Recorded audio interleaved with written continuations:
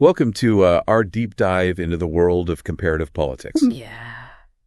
Your source material for this one really grapples with some big questions, about how we understand different societies. And Right. it all kind of revolves around the work of Neera Chandhoke. Mm-hmm. She's an Indian political scientist Yeah. who argues that comparative politics as a field is facing some major challenges. Yeah, it's true. And what's interesting is that these challenges go way beyond just like academic debates, right? Yeah. They get at the heart of how we make sense of the world, especially when we look at things like development, conflict, even something as specific as, Indo-Pak relations, which I know your source material touches on. Okay, so these theoretical debates can have like real-world consequences. For sure. That definitely piques my interest. Yeah. What's the first crisis that Chandhoke brings up? So the first one goes all the way back to the legacy of colonialism. Okay. Early comparative politics was very Eurocentric, meaning it basically ignored everything outside of Western Europe. Non-Western societies, especially those under colonial rule, were treated as if they had no real political systems or histories worth studying. Wow, so it was like they assumed that entire civilizations just sprang up out of nowhere with no political past. Yeah, I mean, it's a pretty big oversight, right? It is a huge oversight. And it wasn't just an accident. Yeah. This thinking was deeply connected to the power dynamics of colonialism. Right. You had anthropologists being sent out to study like the exotic cultures of colonized people, while political scientists were, back in Europe focused on the institutions of Europe. Yeah. It reinforced this idea that colonized societies were somehow less developed, less politically sophisticated. I see how this could be used to justify colonial rule. Yeah. If you claim a society has no political history, you can argue they need you to bring them into the modern world. Exactly. Oh, By disregarding the political realities of these societies, colonial powers could more easily claim they were bringing progress to these regions. Right.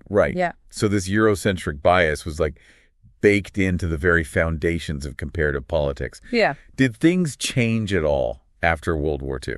So there was a shift. Okay. But it came with its own set of problems.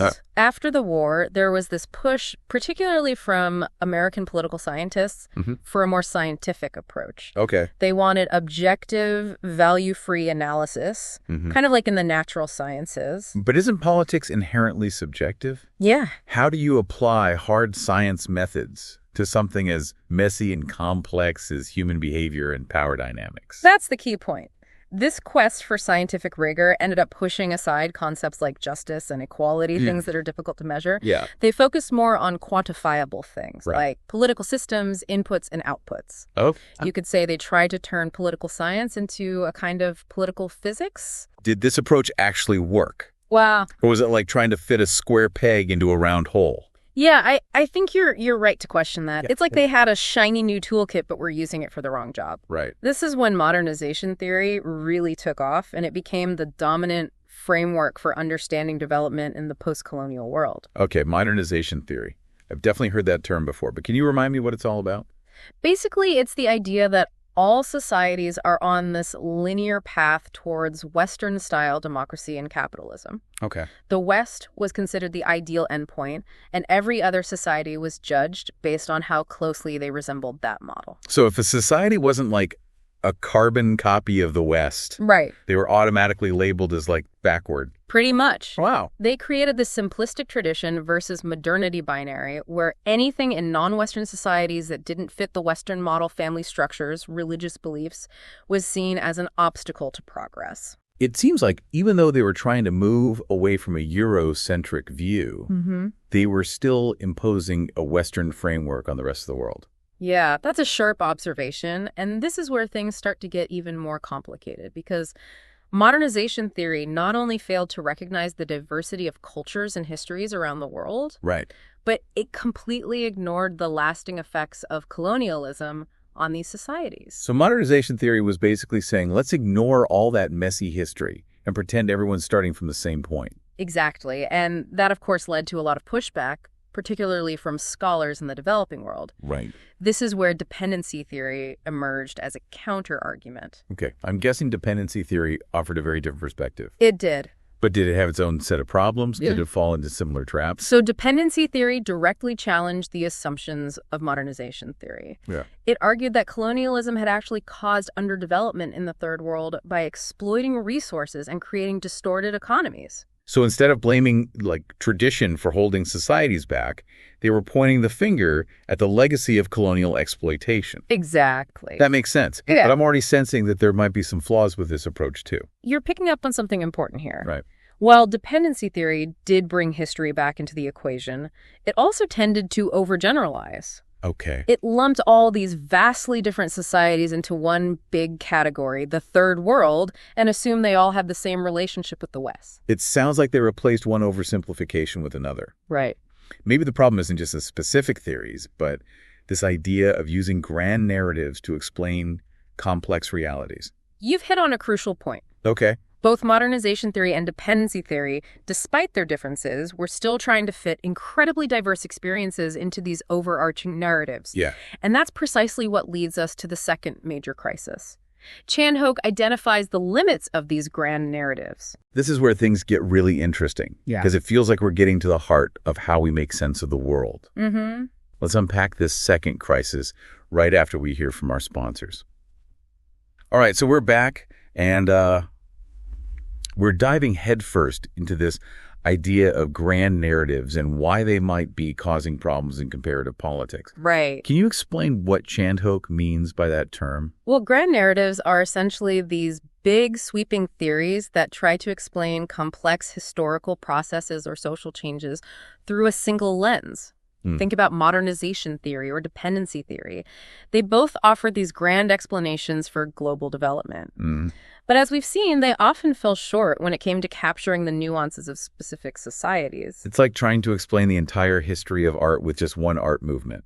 Right. You're going to miss so much of the richness and complexity. Exactly. And as scholars started to engage more deeply with the histories and cultures of non-Western societies, those flaws in the grand narratives became impossible to ignore. It led to a renewed focus on local histories, on cultural practices, on different ways of knowing and being in the world. Right.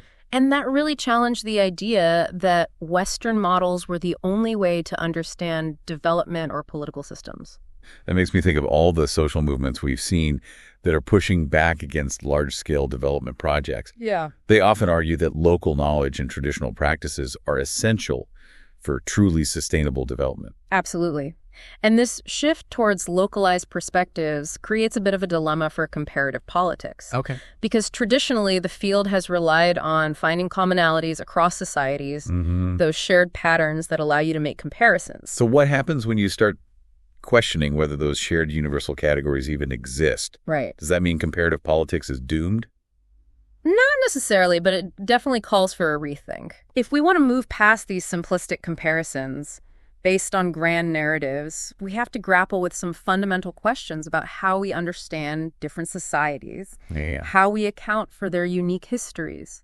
I can see how that would be a challenge. Yeah. It feels like you're trading the ability to make broad generalizations for a much deeper, but maybe also more fragmented understanding. That's the trade-off. Yeah. You gain nuance and depth by focusing on the specifics, but you lose that ease of comparing apples to apples, so to speak. Okay, so grand narratives are out, localized perspectives are in. Right. What are the specific challenges Chandhoke sees for the field of comparative politics as it tries to navigate this shift? She highlights 3 key challenges, and they all cut to the core of how we compare.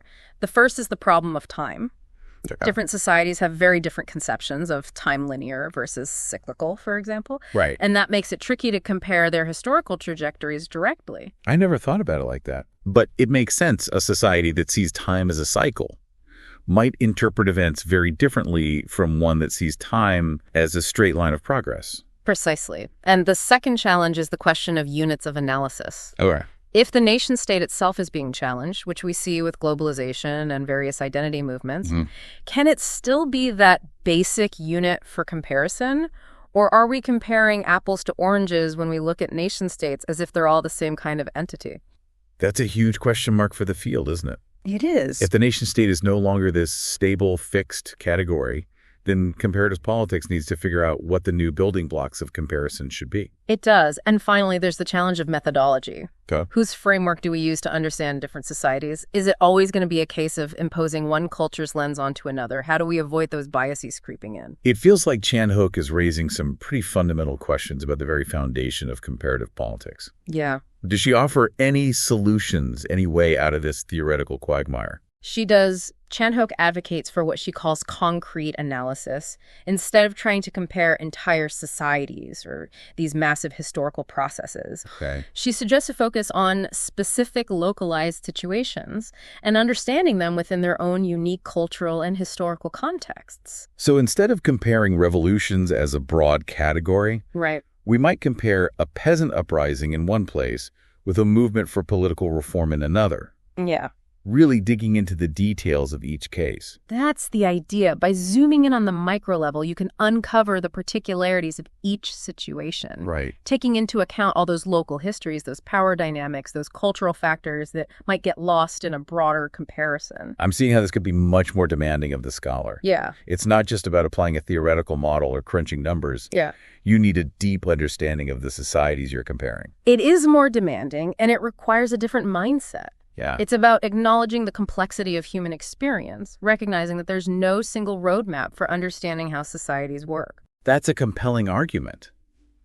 But doesn't it make the whole act of comparison even more difficult if every situation is unique? Right. How do you even begin to draw meaningful comparisons across different contexts? That's the heart of the challenge Chandhoke lays out. Yeah. She's arguing that comparison shouldn't be about erasing differences to find some universal truth, Right. but rather about using those differences as a starting point for understanding. So it's less about finding what's similar and more about understanding why things are different. Exactly. And that brings us back to the book you mentioned earlier, Anatomy of a Flawed Inheritance, Indo-Pak Relations, 1970-1994. Yes, a perfect example. That book dives into the complexities of the Indo-Pak conflict. Right. And it really highlights how different historical perspectives, different notions of time and national identity can shape a conflict that's gone on for decades. It's a reminder that understanding the specific context, Yeah. the specific historical and cultural forces at play is absolutely crucial, especially when we're dealing with such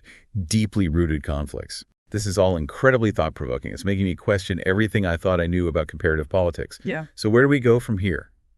What does this mean for the future of the field?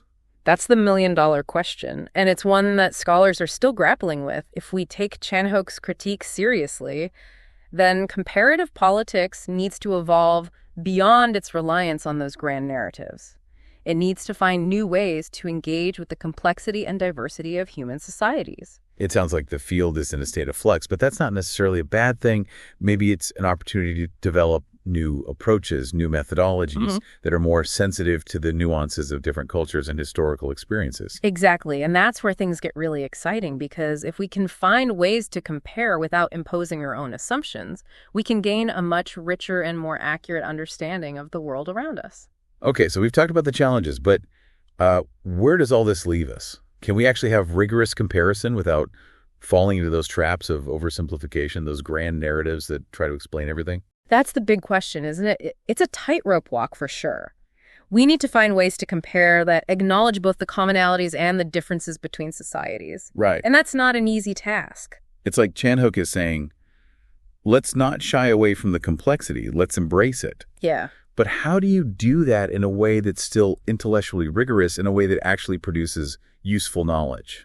That's where the real work begins. It's about developing new methods, new approaches that are sensitive to those historical and cultural nuances we've been talking about. Right. It's about being willing to question our own assumptions, to really listen to different perspectives, Yeah. and to accept that there might not always be easy answers.